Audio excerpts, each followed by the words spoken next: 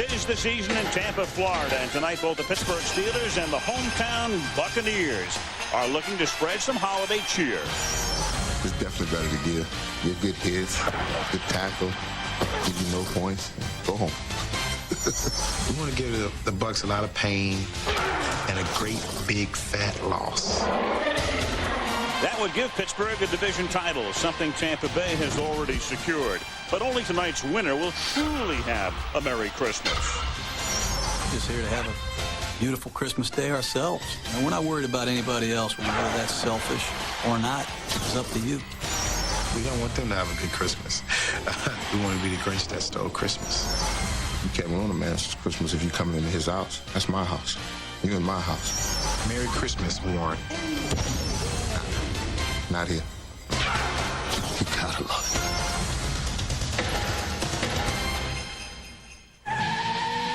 Are you ready for some football? Put the pedal to the metal and somebody's fear. Tonight the NFL kicks it into high gear. No invitation needed. This party you can crash. The Steelers and Bucs throw a holiday bash. You better sit back, strap in and hold tight. It's always full throttle on Monday night. Come on and hit it. Come on and get ready. Are you ready for some football? A Monday night party. It's a Super Bowl season. We're gonna rock it. Players at the ready. Al and John at the mic. All my rowdy friends are here for Monday night. Pleasant and breezy. Temperatures 64 degrees on Florida's Gulf Coast tonight. Raymond James Stadium in Tampa. And out onto the field come the champions of the NFC South, the Tampa Bay Buccaneers, ready to meet the Pittsburgh Steelers on Monday Night Football. We say it every week. Should be a great one tonight. One of these weeks is going to come true. I think it might be tonight. Bucs Steelers on Monday night. All right, well, all of this goes back to last year when the Steelers came to Tampa, beat the Buccaneers 17-10. After that game, Steelers safety Lee Flowers called the Bucs paper champions. That got the bad blood going, and Al, it is still flowing tonight. And we can see exactly what you were talking about. Here it was about 45 minutes ago. Keyshawn, Nate Webster, the linebacker, James Farrier on the other side for Pittsburgh. And then Warren Sapp comes strutting out onto the field, gets a little shove from Jerome Bettis, and does a couple of salchows and toe loops on his way to his side of the field. Let's take a look at the Pittsburgh starting offense. Tommy Maddox, UCLA. Jerome Bettis, Notre Dame. Dan Crater, New Hampshire. Plexico Burris, Michigan State. Hines Ward, Georgia. Jeremy Tooman, Michigan. Wayne Gandy, Auburn. Alan Faneca, LSU. Jeff Hardings, Penn State. Kendall Simmons, Auburn. Marvell Smith, Arizona State. Play for Bettis, who's the tailback in this set, but Maddox to go deep on first down. And the first play of the game is a ball that is caught by Plexico Burris inside the 40-yard line of the Bucs, but there is a flag down. And the flag is down back at the 34-yard line. Burris covered by Rondé Barber. You know, one of the things that Bill Cowher talked about last night is if you want to throw on this defense. Penalty is declined. First down. 2nd and 5 now against that #1 defense, and Jerome Bettis is close to a first down. When you're #1 defensively, that means you've given us up the fewest yards in the league. Guys are going to Honolulu to the Pro Bowl. On first down, Maddox throws, and the defender falls down, and the catch is made by Plexico Burris for a first down. Here's Plexico Burris. Here's Rondé Barber there, and you see Burris just makes an inside cut. As he does, Rondé Barber goes down.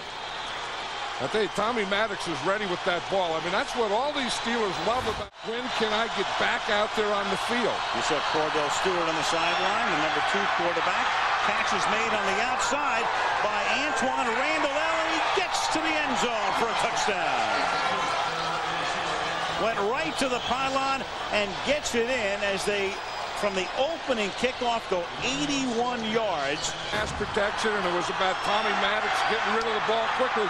You see him get that ball out there to Randall L. on that third step. 1, 2, 3, boom, get it out there. Randall L. gets it, and anytime he gets it. Aaron Smith, Northern Colorado.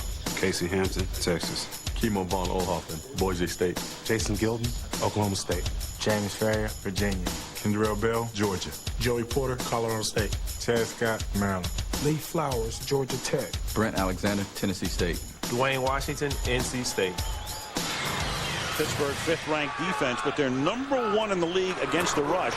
And Tampa Bay has not been a good rushing team, and it's intercepted by Chad Scott. And an open road to the end zone, 13-0. Yeah, we were talking about what they did last year to Brad Johnson. They were going to blitz him. They were going to go after him. They were going to get these sacks. They do the exact same thing here to Sean King. They blitz him right up the middle, get in his face. And you'll see Chad Scott right here. The ball is just thrown to the inside. He's playing his zone back there. He's reading. He sees the quarterback all the way. Now watch the pressure up the middle.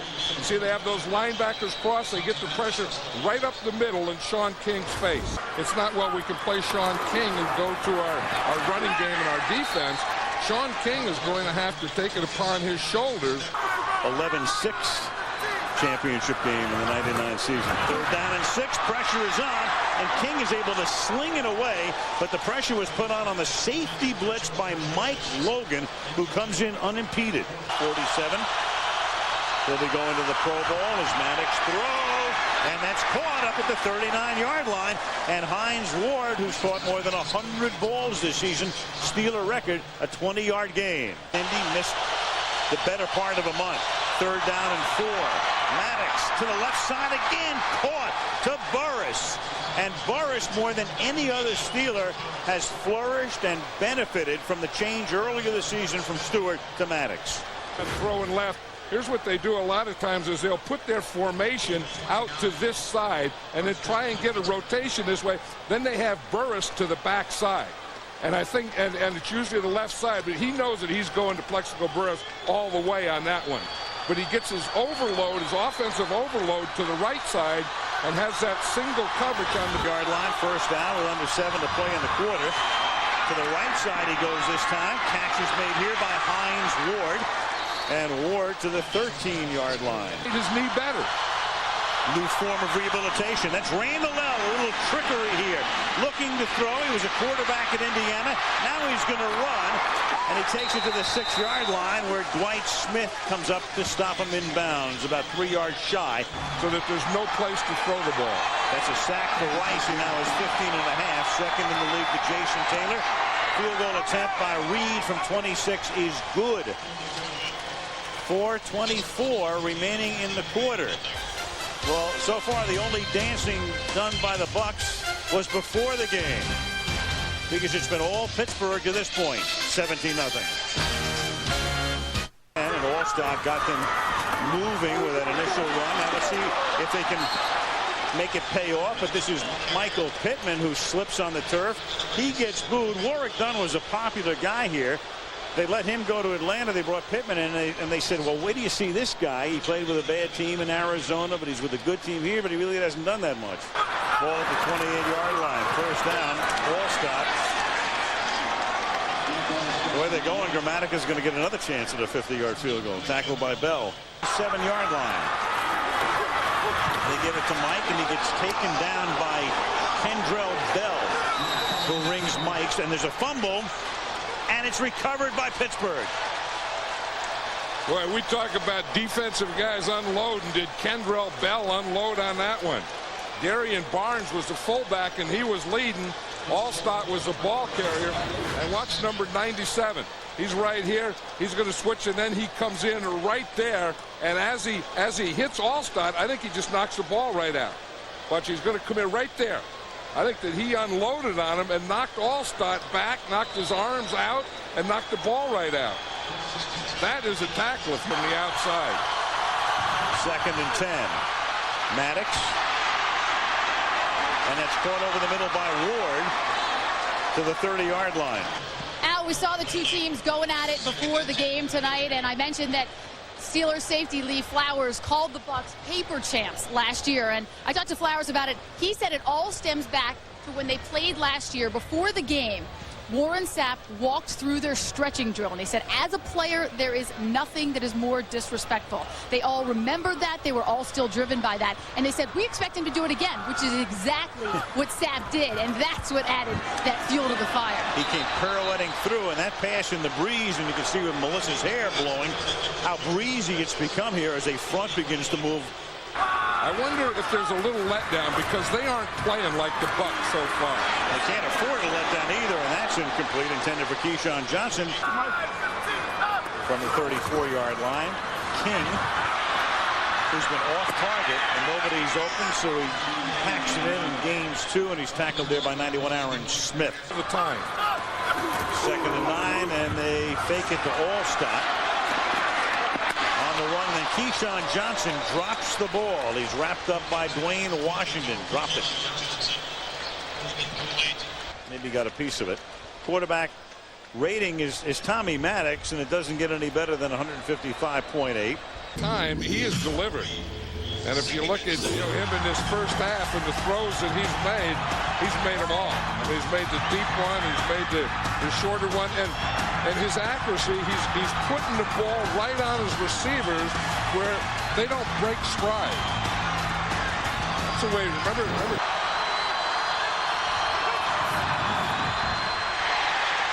Avoids the sack. Nice move by Maddox, and then it's the fullback Dan Kreider taking the ball with a flag down at the 41-yard line, and the ball loose as well, and nobody has signaled that it's anything but a fumble. So you have a flag and a fumble. And a scrum. Yep, and it's retained for the moment by Pittsburgh, and Maddox is hurt. So everything happening on that play. And of course, if he comes out, Stewart has to warm up, so you've got Cordell warming up. You have Rob Johnson, when we were in commercial and talking about if they made a change, Rob Johnson may be coming in for Tampa Bay. He was warming up. And Tommy Maddox is trying not to come out. He didn't leave the field. 15 yards will be added to the end of the run. First down. There's a penalty against the Bucs for roughing the quarterback. Well, he escaped Webster the first time. And then as we keep on going, let's see what happens to him here. Yeah, see it is. Ooh, it's Sapp. He's throwing the ball, and it's Sapp gets his left ankle right there. Anything. That was not right. 1st and 10, and this is Zerouay saying, take that. Zerouay takes it inside the 10, and it's going to be 1st and goal. And after the play. Defense number 34 for taunting. We'll go half the distance to the goal. Automatic first down. And here's Jackson taunting Zerouay.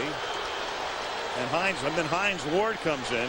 Yeah, I mean, both of the teams have to get back. I think this is a good situation for the Steelers. 1st and goal from the 19, and he's going to dump it off to Zerouay. Slips on the turf and gets back up, loses the football, and they go from 1st and goal at the 4 to turning it over at the 18-yard line. Dexter Jackson recovers. And Darby's going to be an important guy down the stretch because they're minus Anthony McFarland, who's now on IR with a broken foot. He was good to talk to Kobe about the Laker woes as we get ready for NBA coverage on Christmas Day. Ball at the 37-yard line on 1st down. King has it batted back and incomplete. Mike Logan batted it, and Bailey almost got there before it hit the ground. Minute and a half to the half. King flushed out by Gilden. He'll run it, and they'll run it to the 35. That's a gain of 7. He'll throw the ball in the middle. That's where he's been effective. A little shoulder move there, then he loses the ball, but it's incomplete. Nemers comes in to say incomplete pass, arm coming forward. They're not counting him as a linebacker. You see, and he's rushing, and each time he's either being blocked by a back or he's not being picked up at all. This time he doesn't get picked up at all, and again, he's plus 6 yards. I think he's figuring out how to block Mike Logan. Among other things. 2nd and 20. And it's almost picked off Dwayne Washington in the locker room right now and will not be back there. So we'll see a lot of Mike Jones, and there's Keyshawn Johnson covered by Washington, incomplete. Dwayne Washington has done a a nice job on Keyshawn Johnson. You know, he knows that he's going to run that inside pattern. It's either going to be a slant or a cross. So he takes away the inside, and then when he starts to go, he has that step and he bursts with him. And Keyshawn Johnson doesn't have that step to get away from one. That's about the third time Dwayne Washington has made a play on either a slant or cross. And when you only have 3 yards to go, that can't be that hard. Tom Tupa's punt, which is his 5th of the night, is a beauty in some way fielded by Antoine Randall at the 1-yard line.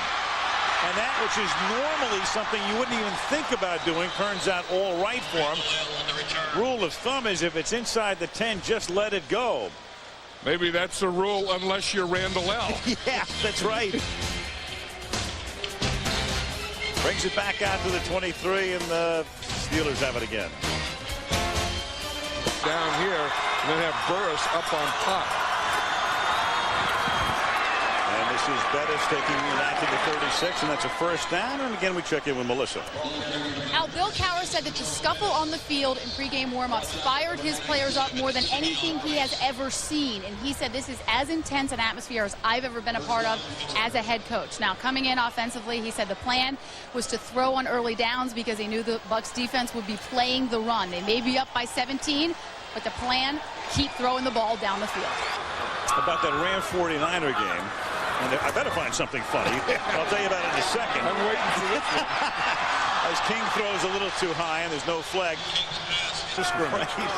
So let's see if they can get a yard here. 3rd and 11. Nope, can't even do that. Monty Clark was right. Mike Logan is going to get at least part of this sack because he was the first guy in. You'll be in the deep divot before you give that one up. Yes, I will. This is Maddox's story, and that's caught up at the 50-yard line by Plexico Burris. Hi, John. This is Franco. Happy 30th anniversary. It's amazing the mysteries still linger through all these years. But this is a season of giving and accepting.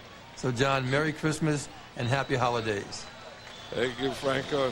Happy holidays and Merry Christmas to you and all yours and all the Steelers of yesteryear. And he just takes too many sacks. I mean, he's, you know, and John Gruden, the West Coast offense, his offensive quarterback has to get back quickly, get the ball out of there. Rob Johnson tends to hold it a little too long, like that.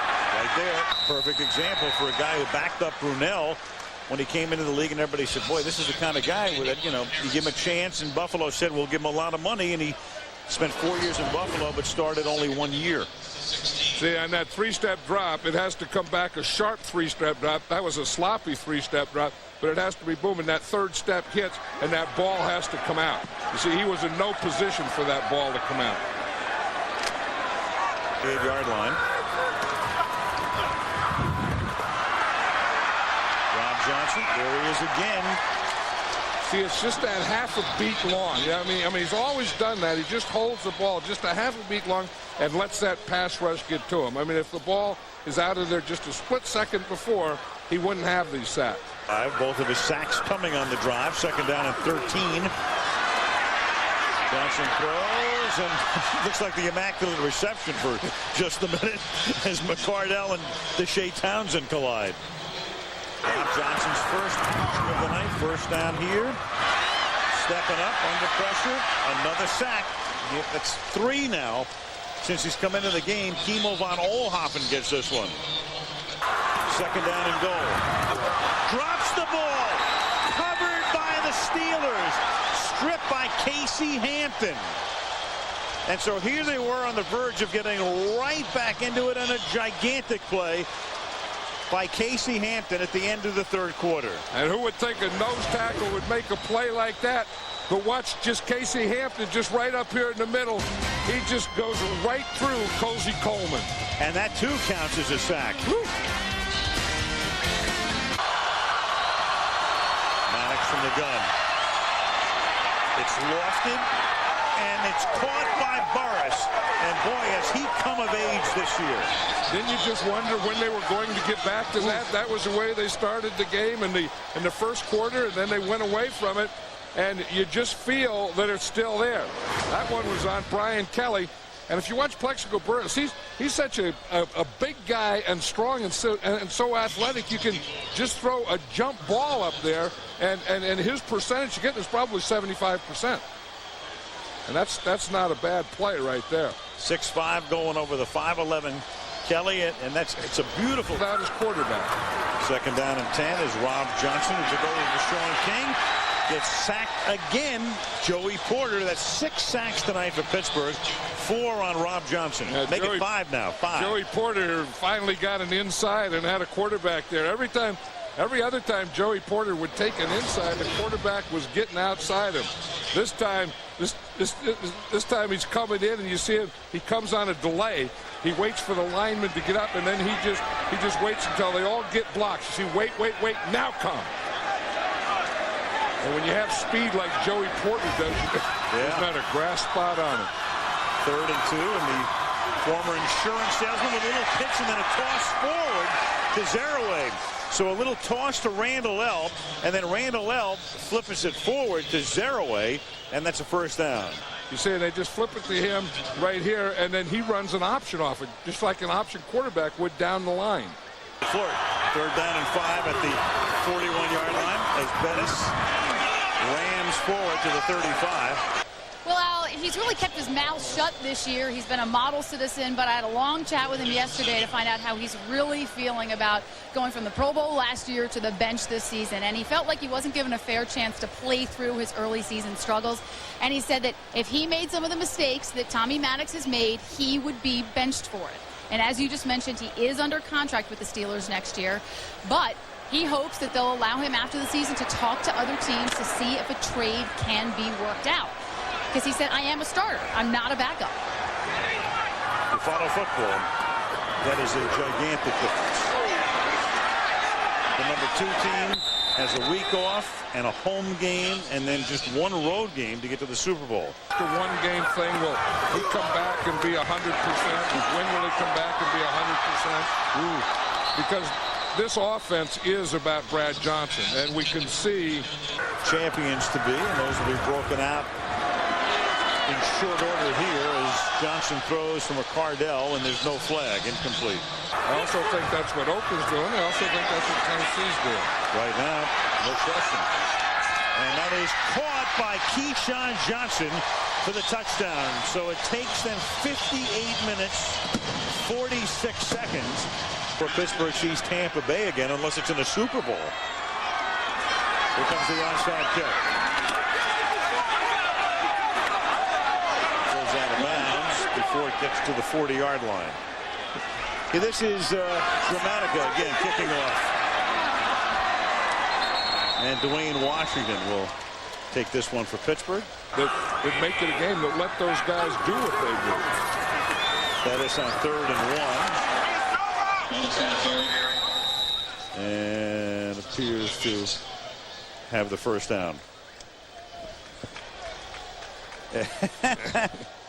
That's for winning the AFC North. That doesn't feel that bad when it's 64 degrees. No, it doesn't. And when you win, and I'll tell you that one of the things that I've always respected about Bill Cowher is his players respect him, but even more importantly, he really respects his players. Still a young man in his mid-40s. He's the dean in the 4 major North American pro sports. Only Bobby Cox, the Braves manager, and Jerry Sloan, the Utah Jazz coach, have been around longer than Bill Cowher in their current jobs. Lee Flowers, he can smile because Pittsburgh doesn't meet Tampa Bay again until 2006. So he can yak and yak and yak for the next 4 years. 17-7 Pittsburgh. And of course, a big congratulations in order. Got a little gift for you here. Thank you. After the way you guys started the season, 0-2, a lot of people, a lot of questions because there were so many expectations coming into the season. Did you think you'd be at this point? How good does it feel? Well, it feels great, first of all. And we knew that we had a team to get here. It was just a matter of us, not making the mental mistakes. We put the ball on the ground too many times, and we beat ourselves.